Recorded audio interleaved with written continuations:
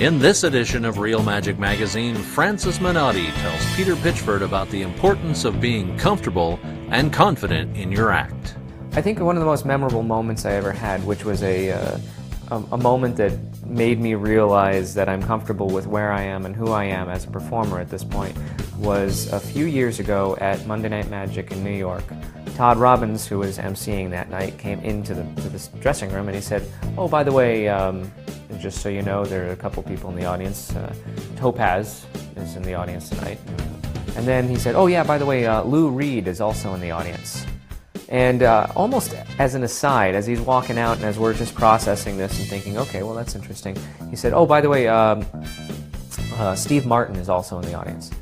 And so it was this strange trifecta. I mean, Topaz, you know, the magician that I was revering and saying was a great magician, and then, you know, Lou Reed, like, oh wow, that takes it up a notch, and then Steve Martin, for whom I've had absolute utmost respect, one of my favorite entertainers for years, for most of my life. And it was funny because at that moment I said, okay, am I nervous? I really had to sit down and kind of just go into myself, whatever that means. I was just thinking, oh my God, am I nervous? And I realized after thinking about it, no, I'm not nervous. Because basically I'm going to do my act, and the act is as good as it is. I'm going to do it, I'm going to get out there, I'm going to do it, and whether or not he or those people like it is irrelevant.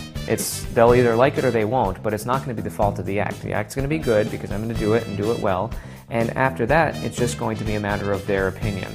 And we have a new column in this issue, Stronger Magic, with Tyler Erickson. The first thing that we're going to talk about is the concept of wand cover. Very, very simple concept.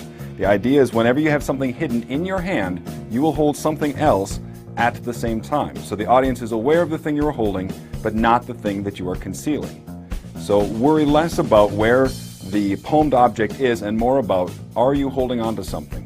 Because the truth of it is, as soon as you lose your wand cover, the hand that has something will never look as good as the hand that has nothing. If you're trying to portray your hand as empty, it becomes much, much easier to do so in a convincing fashion as long as you have something in your hand. Also in issue 40, Kainoa Harbottle discusses the growth of magical thought. Christian Painter tears up some cards to good effect. Bill Wish shares Slidini's open and shut vanish. And Doc and Cosmo discuss finding the little bits of gold that add humor to your act. Yeah, I used to have this thing at the tower, you know. I always had a backup bartender work with me, you know, and I'm doing the thing. Suddenly somebody would say something, and it was like, oh boy, the whole crowd went nuts. They go, write that down, will you? You know, everybody laughed just like you laughed. You know what? The laugh's on you, because when you're out of there and we're sweeping up and like, hey, I was right in the middle of that one routine where I did the 3-card Monte thing. What did the guy say? Oh yeah, you know what? Tomorrow night, you say that. As always, we've got 3 tricks to teach you. In this issue, they're all Real Magic exclusives from Francis Minotti, Irving Kant, and Sean Robeson. The box goes on the box, the coin goes in, and the lid goes on. So now again, all I do is push, and the coin falls through the box and through the box. All this and much, much more. It's Real Magic Magazine. Television for magicians.